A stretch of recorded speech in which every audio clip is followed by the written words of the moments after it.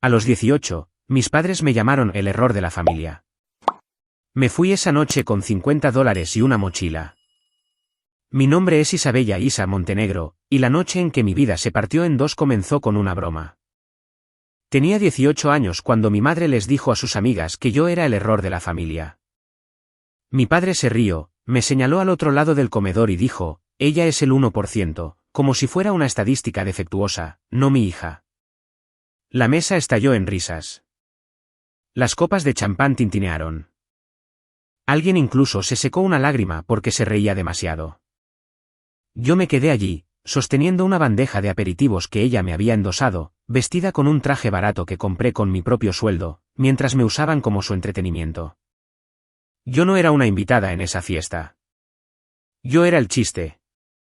Nadie sabía que 2 semanas antes había revisado en secreto mi cuenta de fondo universitario y la encontré vacía.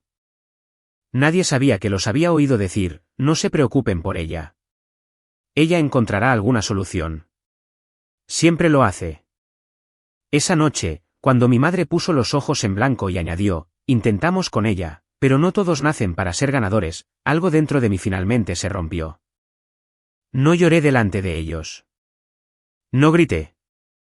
Simplemente esperé hasta que el último coche se fue, me deslicé a mi habitación y empaqué una mochila con 3 camisetas, un par de botas de trabajo y los $50 que tenía escondidos en un sobre.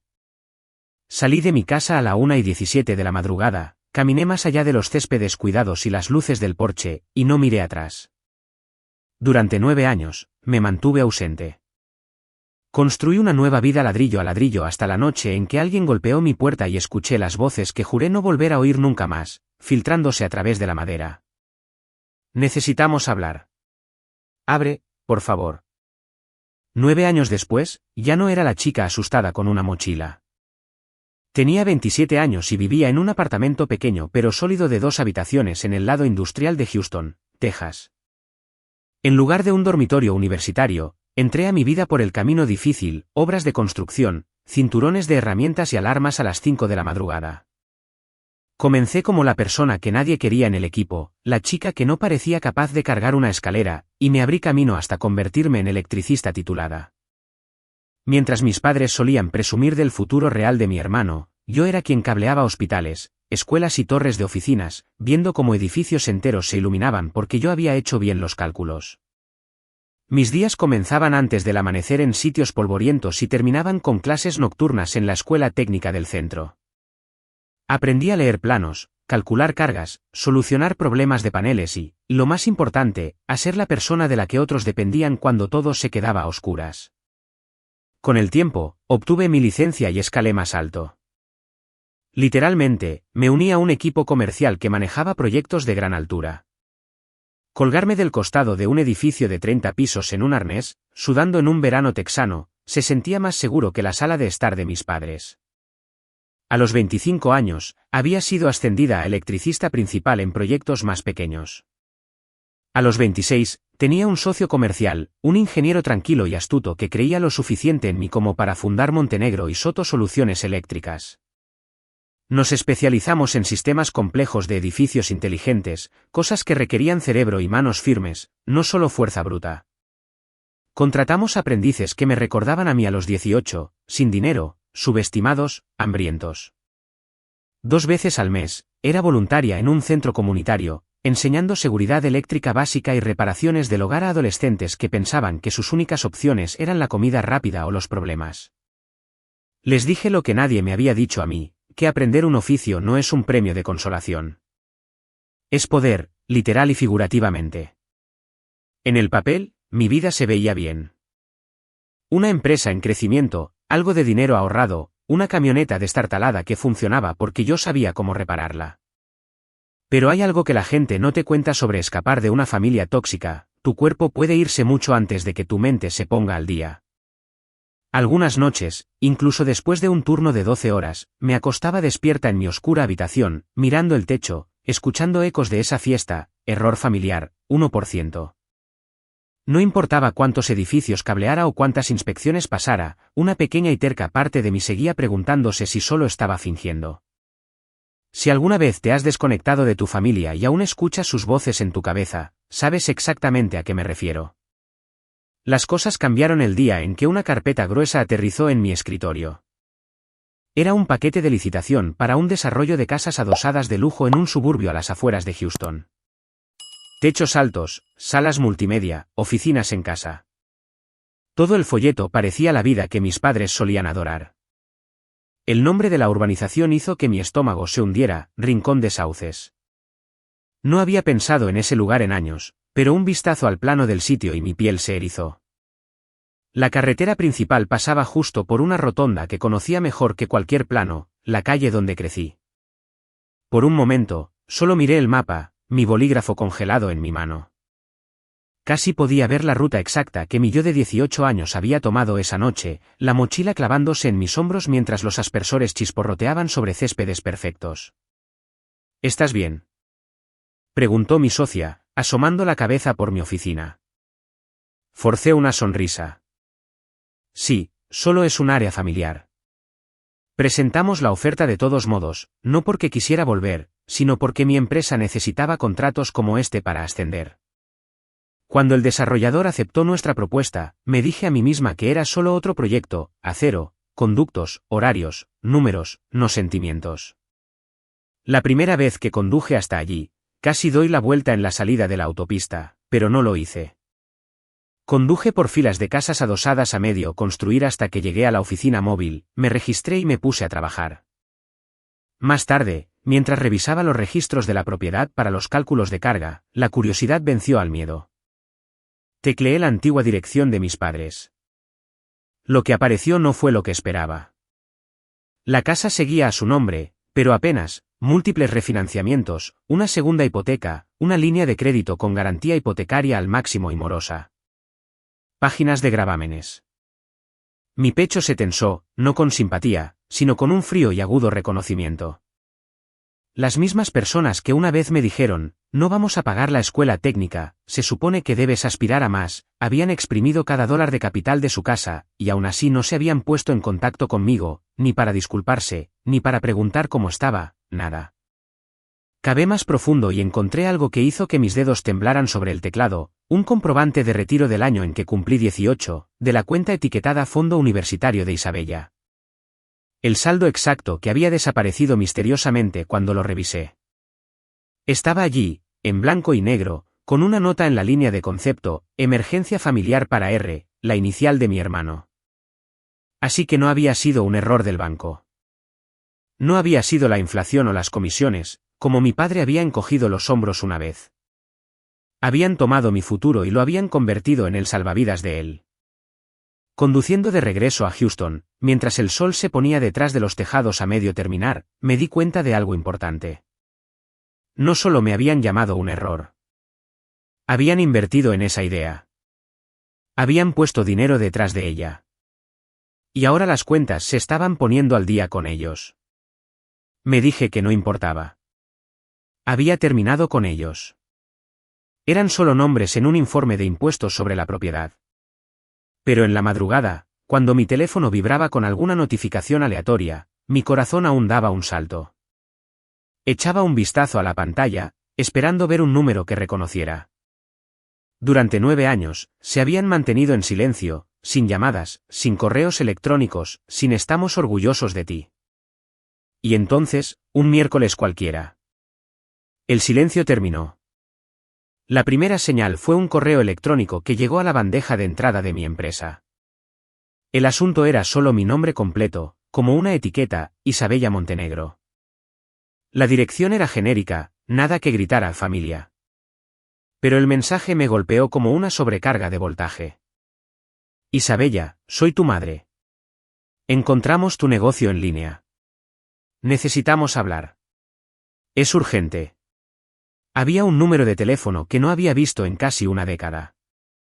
Me quedé mirando la pantalla el tiempo suficiente para que el cursor dejara de parpadear. Luego hice lo que mi yo de hace 9 años nunca habría creído posible, archivé el correo electrónico sin responder. Esa noche, apareció un mensaje de voz en mi teléfono personal.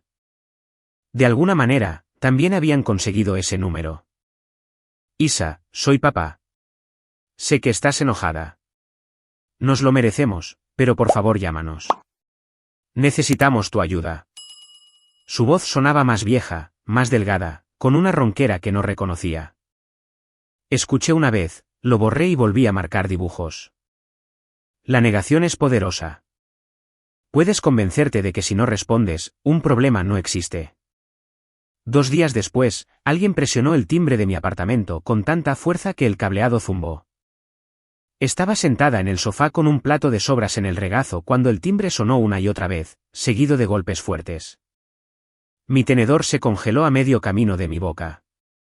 Nadie venía sin avisar. Mis amigos siempre enviaban un mensaje de texto primero. Mis vecinos tocaban como gente normal. Estos golpes eran desesperados. Isabella, sabemos que estás ahí. La voz cortó la puerta. Emocional, inconfundiblemente la de mi madre. Otro golpe.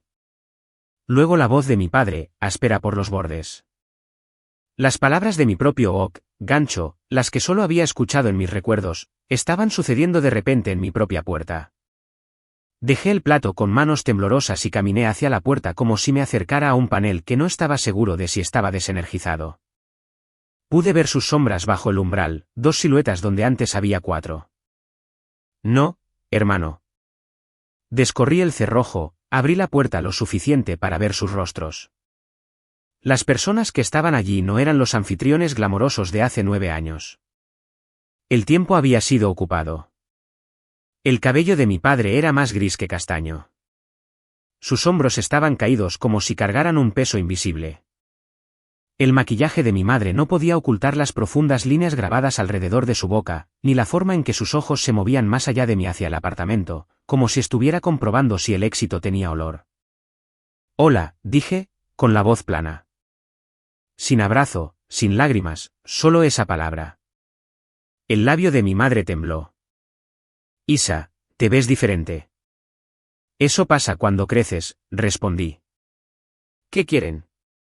Mi padre se aclaró la garganta, miró la cámara de seguridad sobre mi puerta y bajó la voz. ¿Podemos pasar, por favor? Esto no es algo que podamos hablar aquí afuera. Cada instinto de supervivencia gritaba que no. Cada músculo recordaba tener 18 años y no tener poder frente a estas 2 personas. Pero ya no tenía 18. Este era mi hogar, mis reglas, mi vida. Di un paso atrás lo suficiente para dejar claro que entraban en mi espacio bajo mis términos. 10 minutos, dije, y no toquen nada. Asintieron como acusados entrando a una sala de interrogatorios. Y por primera vez en mi vida, me di cuenta de que yo era quien sostenía el mazo. Se sentaron en mi pequeña mesa de la cocina como si fuera una sala de interrogatorios. Sin centro de mesa elegante, sin comida preparada, solo una taza de agua con una muesca y una pila de carpetas que saqué de mi bolso en el momento en que decidí dejarlos entrar. Por un momento, nadie habló.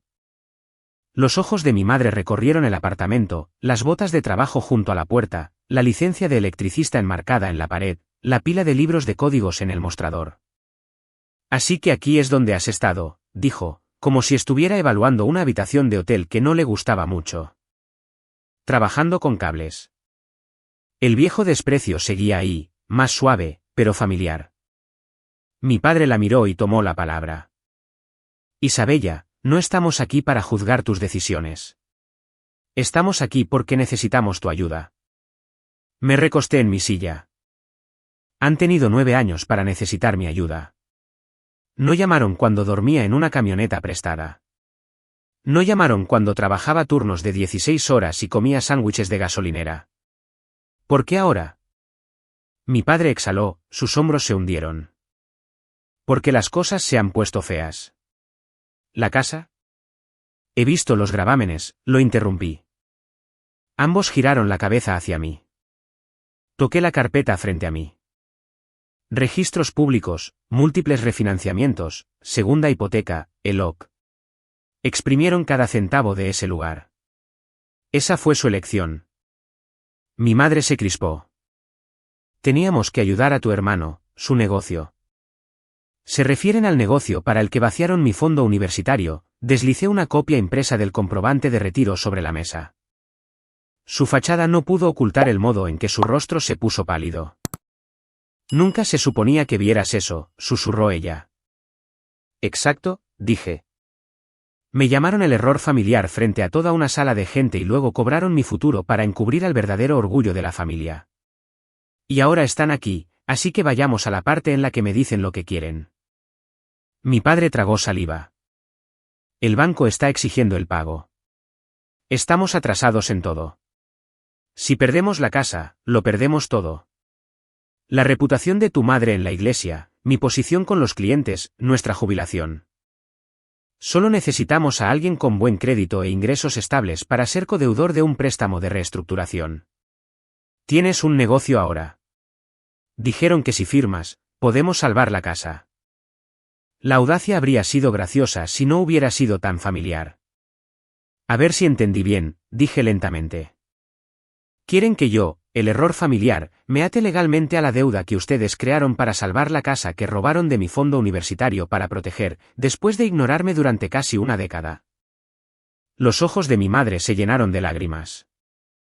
Sabemos que te hicimos daño. Estábamos bajo mucha presión en ese entonces. Tu hermano nos necesitaba. No pensamos que realmente te irías.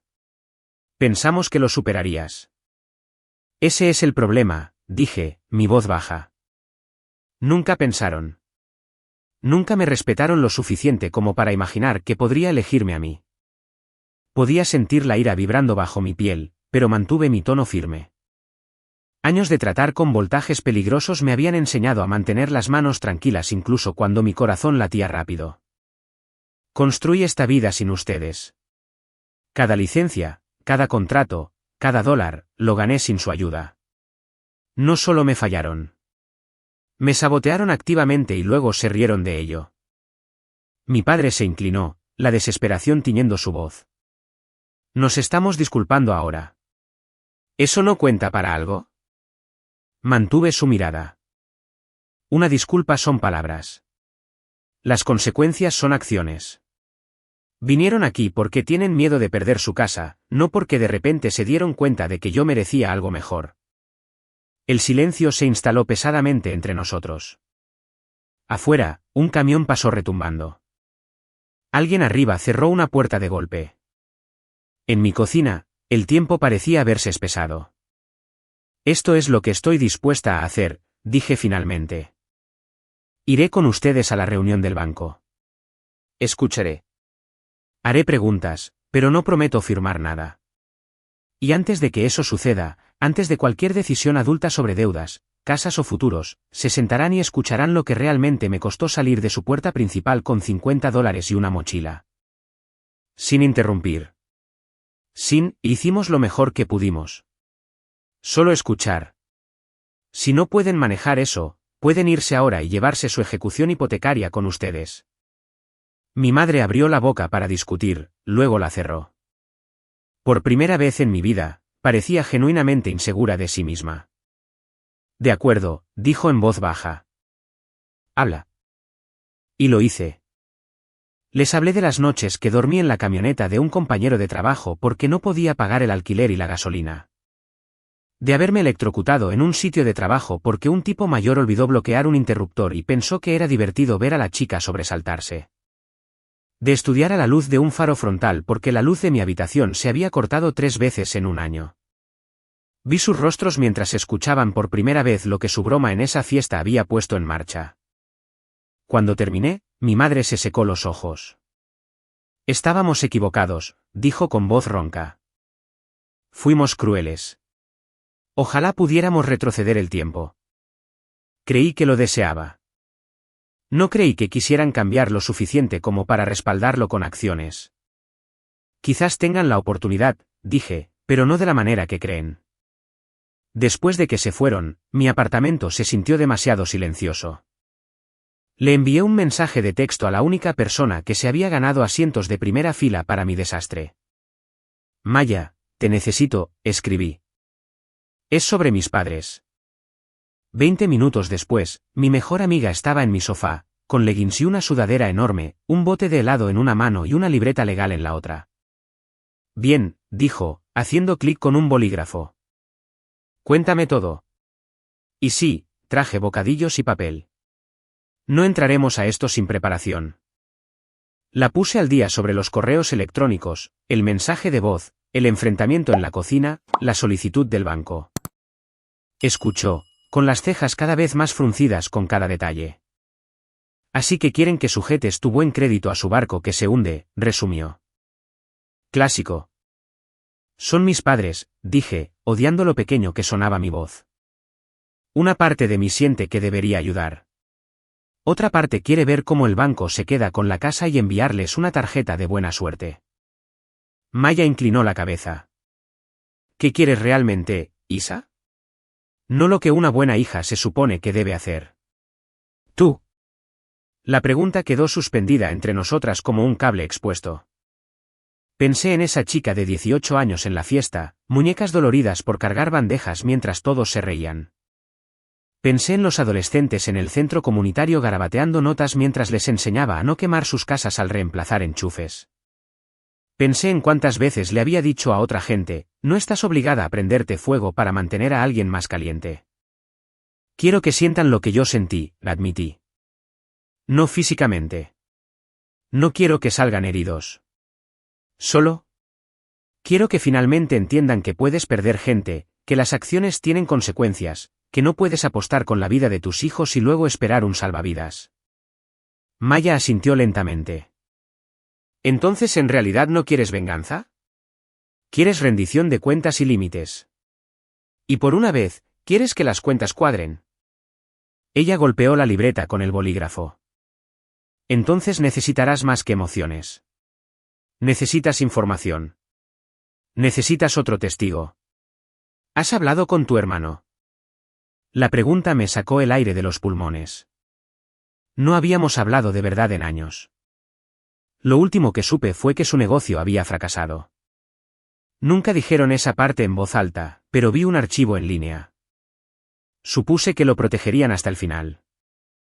Encuéntralo, dijo Maya simplemente. Si vas a romper un ciclo, ayuda a saber cuán profundo es. Esa noche, busqué en mensajes antiguos hasta que encontré un número etiquetado, Ricardo, no contestar. Mi pulgar se cernió sobre el botón de llamar. Luego lo presioné. Contestó al segundo tono. Hola. Su voz era más grave, más lenta. Por un segundo, ninguno de los dos habló. Soy Isa, dije. Escuché que mamá y papá tienen problemas. Un largo suspiro crepitó por el altavoz. Sí, dijo finalmente. Los tienen, y creo que ya es hora de que alguien que no sea yo les diga que no. Nos reunimos en una cafetería barata al lado de la carretera, de esas con menús pegajosos y café recargable sin límite. Ricardo entró vistiendo una camisa abotonada gastada y con ojos cansados. Se deslizó en el asiento frente a mí y no se molestó en hablar de cosas triviales. Se llevaron tu fondo universitario, dijo en voz baja. Les rogué que no lo hicieran. Lo hicieron de todos modos. Me dijeron que nunca lo usarías, que probablemente lo dejarías o te casarías antes de terminar. Cuando te fuiste, les dijeron a todos que te habías fugado con algún chico y que ellos estaban desconsolados. Mi estómago se revolvió. Me dijeron que los abandoné. Él asintió. Jugaron a la víctima con fuerza, la iglesia, los vecinos, los clientes de papá. Eso les consiguió simpatía y dinero. Sacó su teléfono del bolsillo y lo deslizó sobre la mesa, capturas de pantalla, correos electrónicos, una solicitud de tarjeta de crédito a medio completar a mi nombre de hace años, detenida solo porque el sistema marcó la falta de coincidencia de la dirección. Intentaron abrir crédito a tu nombre también, dijo.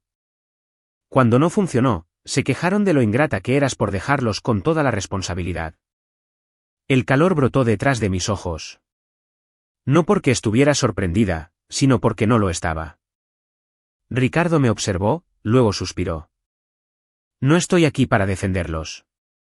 Yo facilitada mucho de esto. Creí la historia del hijo dorado por demasiado tiempo. Pero cuando mi negocio fracasó y empezaron a hablar de refinanciar la casa de nuevo, me di cuenta de algo. A ellos no les importa quién se ahogue siempre y cuando la imagen sobreviva. Se inclinó, su voz bajando. Si firmas ese préstamo como codeudora, te arrastrarán con ellos, y todavía hablarán de ti como si fueras el problema.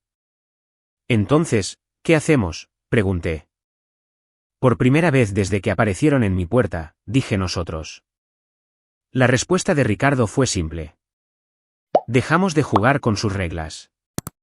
Cuando el café se acabó, teníamos un plan. No para humillarlos en la iglesia ni para exponerlos en línea. Ese no es mi estilo. Nuestro plan era más silencioso, más agudo. Iríamos juntos a la reunión del banco. Escucharíamos. Y luego, frente a un tercero neutral que solo se preocupara por los hechos y las firmas, diríamos la verdad sobre el fondo universitario, los intentos de crédito, las mentiras que habían dicho para proteger su imagen.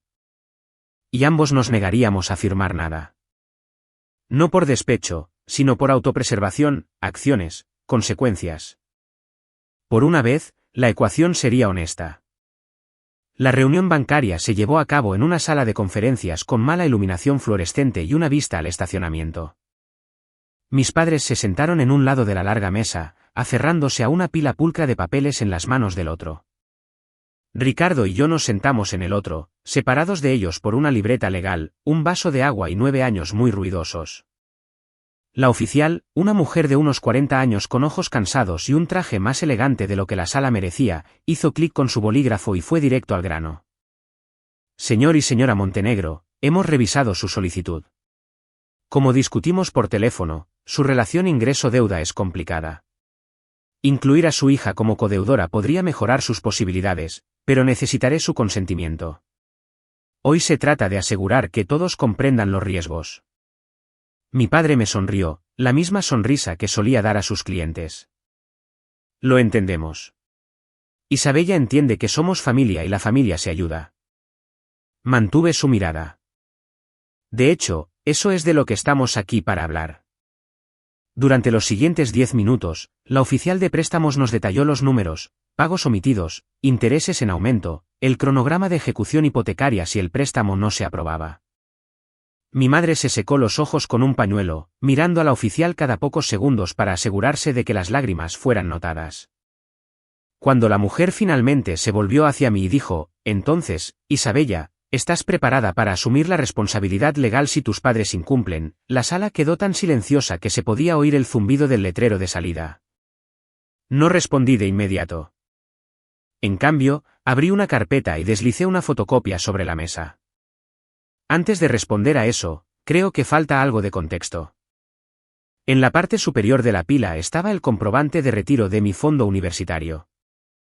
Debajo estaban los registros de la propiedad que mostraban cada refinanciamiento. Detrás de eso, una copia impresa de la solicitud de tarjeta de crédito intentada a mi nombre. Cuando tenía 18 años, mis padres vaciaron mi cuenta universitaria sin decírmelo, dije, con la voz firme.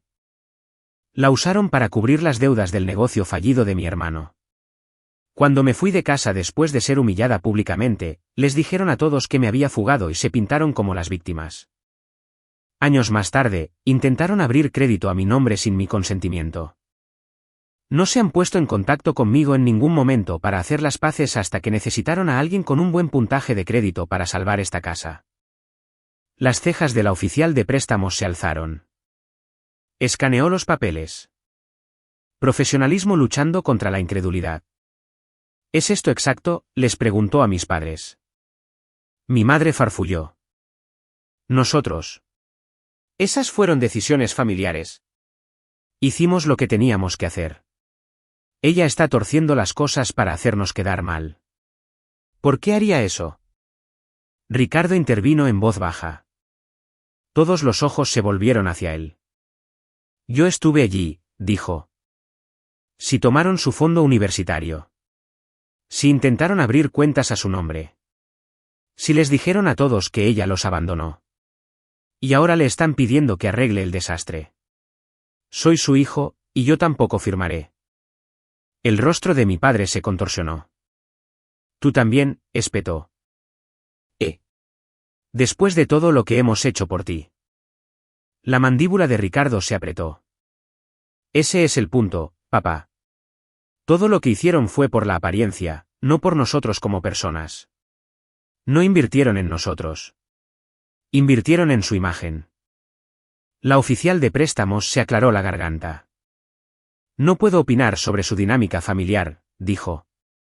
Pero desde una perspectiva de riesgo, mi trabajo es asegurar que la señorita Montenegro entienda que ser codeudora pone sus activos y crédito en riesgo si ustedes incumplen. Dado lo que acabo de escuchar, aconsejaría a cualquier cliente en su situación que proceda con extrema precaución. Mi madre se volvió hacia mí, con el rímel corrido. Isabella, por favor.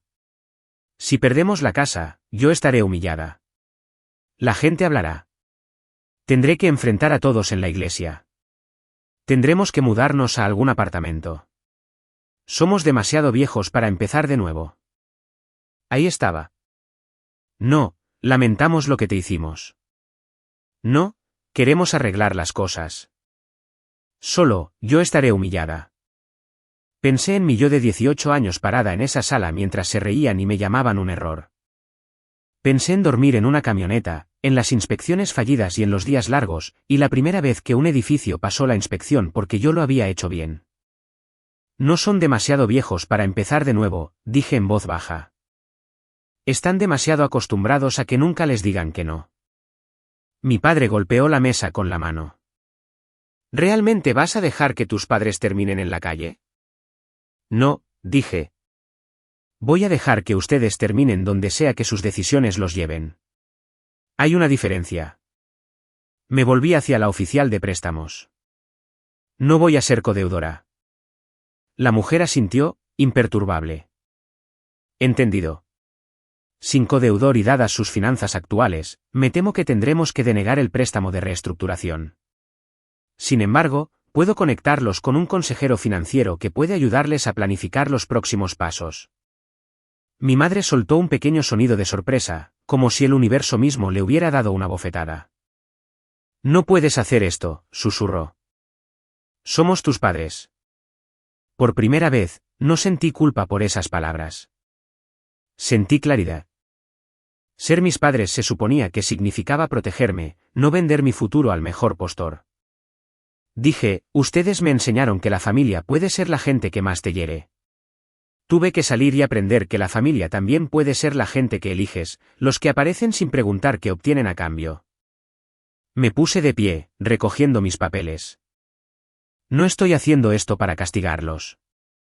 Lo estoy haciendo porque pasé 9 años limpiando el desastre que hicieron con mi vida, y no voy a permitir que hagan otro en mi nombre. Ricardo se puso de pie conmigo. Yo les ayudaré a mudarse, les dijo. Estaré allí cuando la casa se vaya, pero ya no seré su escudo. Salimos juntos, dejándolos en una habitación llena de consecuencias. Epílogo. Meses después, pasé por Rincón de Sauces camino a una reunión en un sitio de construcción. La vieja casa ya no estaba a nombre de mis padres, se había vendido en subasta a una pareja tranquila que ponía macetas en el porche en lugar de orgullo. Mis padres terminaron en un modesto apartamento al otro lado de la ciudad. Tuvieron que enfrentar a la gente en la iglesia. Tuvieron que lidiar con los susurros. Mi padre tuvo un pequeño susto de salud que finalmente lo empujó a la terapia. Mi madre se unió a regañadientes, y según Ricardo, pasó varias sesiones culpando a todos los demás antes de ceder. Yo no aparecí en nada de eso. Ese era su trabajo. El mío era diferente. Seguí dirigiendo mi empresa. Amplié nuestro programa de aprendizaje e impulsé becas a nombre de mi escuela técnica, financiadas irónicamente con las ganancias del mismo desarrollo que me había traído de nuevo a su órbita. Llamamos a una de las becas el fondo del 1%, pero no por fracaso. Por el 1% de los niños que son lo suficientemente valientes como para romper los patrones de su familia. En el ensayo de solicitud, hacemos una pregunta, cuéntanos sobre un momento en el que alguien te subestimó y lo que elegiste hacer después. Aquí está la parte que desearía que alguien le hubiera dicho a mi yo de 18 años, y quizás la parte que necesitas escuchar: nacer en una familia no significa que les debas tu cordura, tus ahorros o tus segundas oportunidades. El amor sin respeto es solo control en un envoltorio más bonito. Tienes derecho a establecer límites, incluso si la gente te llama egoísta. Tienes derecho a decir que no, incluso si sus voces tiemblan. Tienes derecho a construir una vida donde tu valor no se mida por cuánto dolor estás dispuesta a absorber. Si creciste siendo tratada como el error familiar, no estás sola. Y no eres un error. Eres la prueba de que el patrón puede romperse contigo.